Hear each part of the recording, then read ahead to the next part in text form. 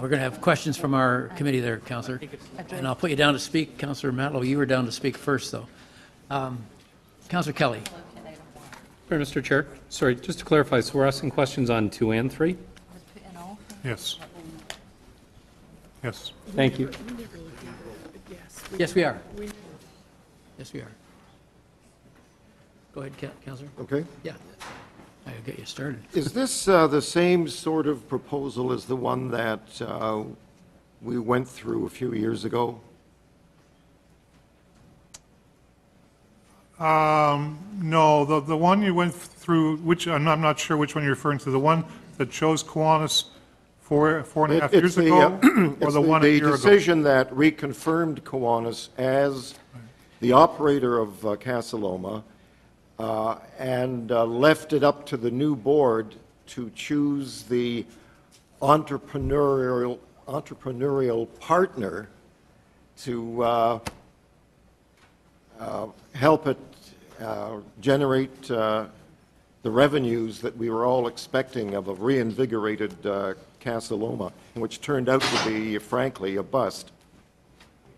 I wasn't here at that time, Councillor, but my understanding of what went on then was it was more a debate about the governance structure and who should be the governing body between the Kiwanis themselves or between a board or a mixture of those two scenarios and a restructured board. And the decision at that time was to go with a Kiwanis as the operator in partnership with the city, and created a board that was a partnership between Kiwanis and the city. It never really, and then there's a strategic plan that was a follow-up to that decision. We're sort of reversing the order. Sorry to interrupt. Have you seen the videotapes, if you will, of the council debate of that time on that issue? No, I have not seen the video. Well, I would recommend them to you because it was more than just reconfirming Kiwanis. It was reconfirming them within a certain context, which frankly I thought was distorted by the city's execution after council made its decision. The company that's running the food services at Casa Loma, will they be affected in any way by this process? Yes, they could potentially be a bidder if they so chose to. So we also have a contract with them that provides a termination clause that was negotiated at the beginning of the contract. And any group that bid on this contract originally a couple of years ago could bid on this one as well. Is that correct? That's correct. Again, I would recommend that you watch the tapes of that council debate. I think you'll find it informative. I will do that. Thank you, Councillor. Other councillors on the committee? Councillor Ainsley. Thank you. Through you, Mr. Chair. So, Mr. Woolman, sorry, I just want to clarify on the recommendations where it talks about investing in the renewal and maintenance of the buildings. I can't find anything in this document that clarifies, are we going to, whoever wins, are they going to have to reinvest a certain amount of their profits each year in the building?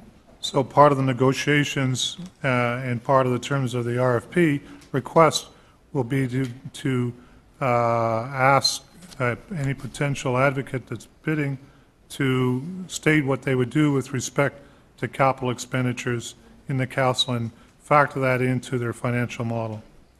So the answer is it's going to depend on the bidders.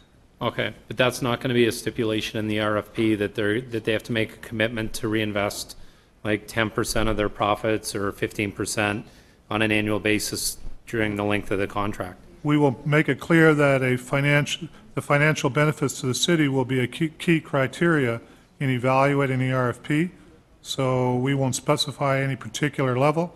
We will leave it for them to choose to do that. Is that standard? I don't know if we've done something like this before, so I don't know if there is a standard.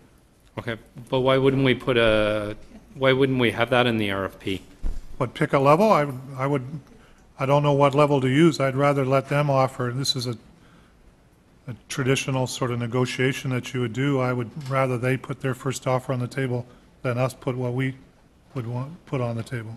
Okay, and then the second recommendation, there isn't a timeline in there? Sorry, Like, which you don't- specifically, which one are you talking about? Number 2, direct the CLC board to report back to city council. Our goal is to do it very quickly, so we would go out with an RFP this fall if approved by the council. Okay, all right. And then through you, Mr. Chair, I wanted to ask about, sorry, skipping to number 3, item number 3. Sure. Yep. The financial statements. Yes.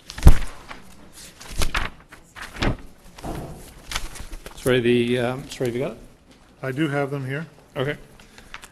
So the first page, or second page, I guess, it's page number 2 of the Hilborn Ellis Grant LLP Statement of Financial Position. Just give me a second, please, Yep. Councillor. Sorry, can I have my clock stop? Can I have it stopped? He's looking for Got the it. paperwork. I've got Oh, it. he's looking, is he? Oh, hang on, let's see what happens here. I've got it in front of me. Okay.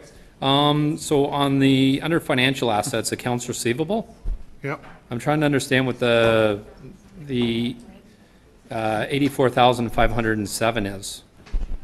It's accounts receivable of $84,000 on revenue of 1.5 million. I'm just trying to understand why we would have AR there. We have AR because we make bookings and people need to put deposits down, so there'd be a period of time between when they made the commitment and when we receive the actual deposit.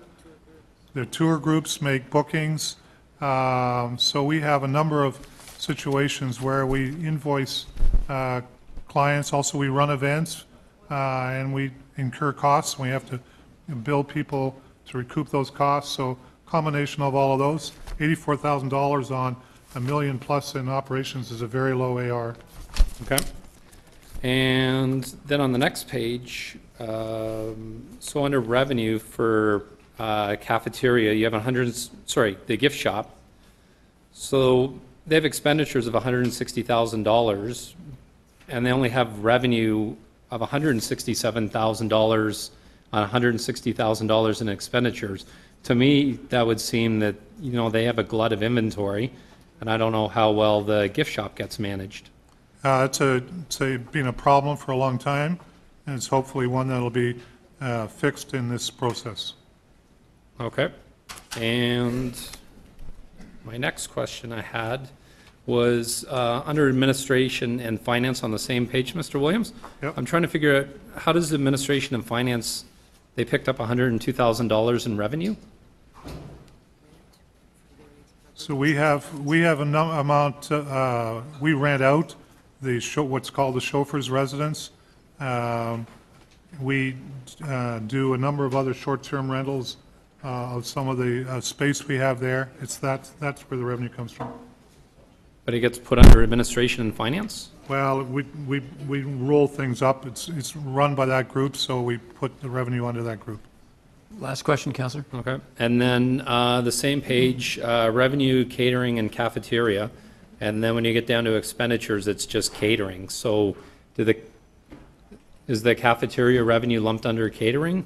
So For the the cafeteria is expenditures? run by a third party, and we get a share of the revenue or a base level. And the catering, we do that operation ourselves. Thank Some you of very it much. ourselves. Okay, any other questions from members of the committee?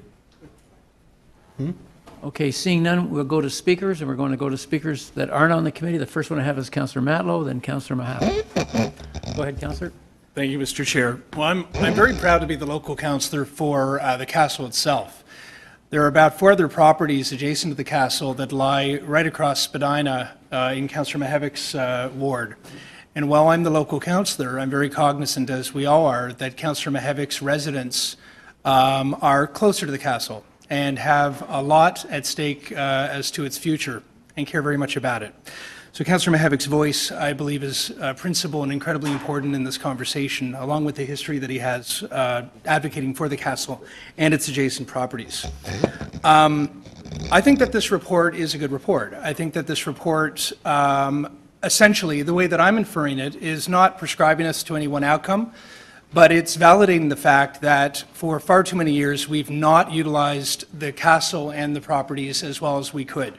This castle is as was said, Canada's castle. It's also Toronto's castle. But it is what people around the world will see on postcards when they think of this city.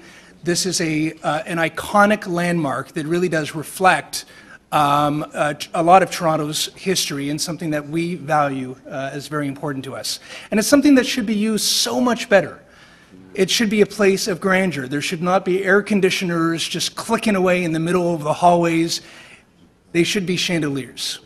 This really is a remarkable structure that should be celebrated, not just by the tourists and the kids and visitors from across the city that enjoy it every day, but also by those of us who have the ability to do something very special for it. And that's why we're having this conversation today. I believe that we need to find a better use for the castle while we protect in perpetuity the public nature of our castle. This is the public's castle. This is our castle. This is a castle that school kids should be able to visit forever. This is a place that all of us should be able to learn more about what and who Toronto is and was. It is part of our living history. And that is something that needs to be part of not only who we consider as far as being an operator, but also, even more importantly, frankly, the governance model that we create for it too. And of course, if we do not like what options come before us through this RFP, then we can say, you know, thanks for submitting, but we haven't found exactly what we want, and we can look on. That being said, though, I do think that we need to honor the stakeholders who have been part of this conversation.